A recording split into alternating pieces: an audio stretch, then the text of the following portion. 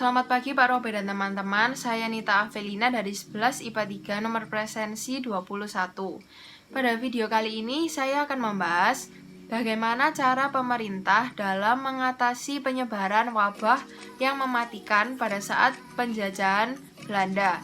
Yang kedua, saya akan membahas bagaimana strategi pemerintah dalam mengatasi penyebaran wabah yang sedang marak saat ini, yaitu COVID-19 atau coronavirus di Indonesia.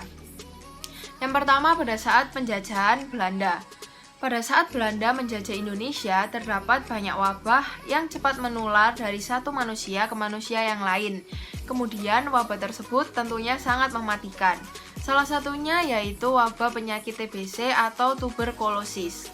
Penyakit TBC ini menyerang organ paru-paru manusia yang menyebabkan kesulitan bernafas dan kerja paru-paru manusia menurun.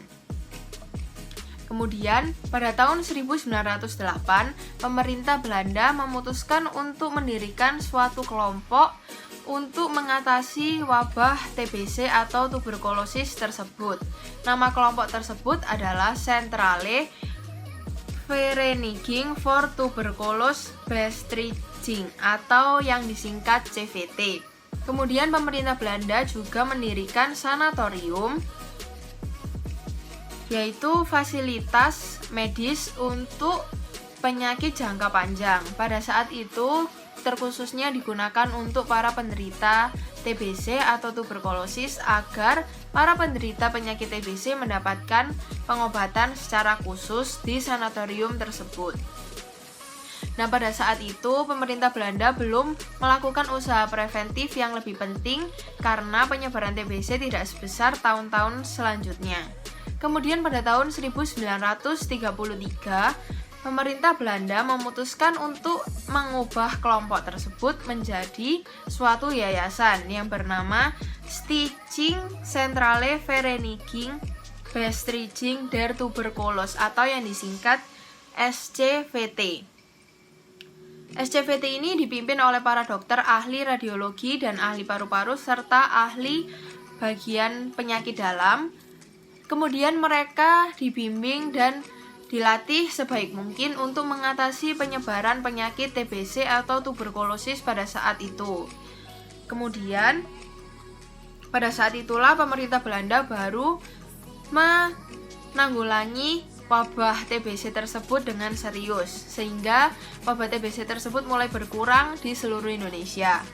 Nah, yayasan SCVT tersebut berhasil menghasilkan 15 sanatorium besar dan sanatorium kecil, kemudian 20 biro konsultasi yang tersebar terutama di Pulau Jawa. Kemudian dalam pergerakannya, yayasan SCVT ini banyak mendapat subsidi dari pemerintah Belanda. Kemudian tujuan utama SCVT ini bukan hanya mendirikan sanatorium, melainkan mereka mempunyai tujuan untuk memfasilitasi pengobatan untuk rakyat dan menjalankan berbagai usaha preventif kepada rakyat.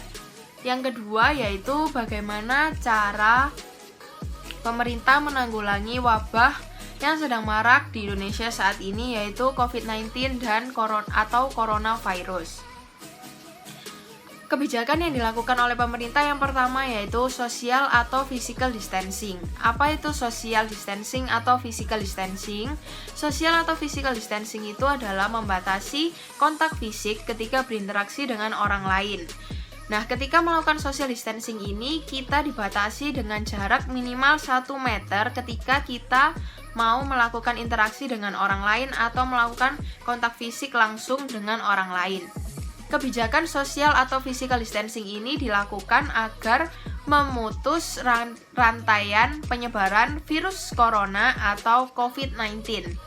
Nah, dengan adanya kebijakan sosial atau physical distancing ini, maka saat ini kita melakukan berbagai macam kegiatan di dalam rumah. Contohnya, sekolah di rumah atau sekolah online atau work from home, yaitu bekerja di dalam rumah.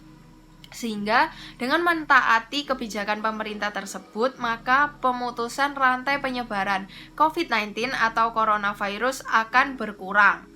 Nah, kebijakan yang lain adalah menggunakan masker saat kita berpergian, mencuci tangan, dan menjaga imun tubuh kita. Kemudian di kemudian hari, pemerintah akan melakukan banyak impor untuk alat kesehatan untuk penanganan pasien yang terkena COVID-19 atau coronavirus itu sendiri, agar mereka mendapat penanganan secara khusus dan lebih cepat untuk sembuh.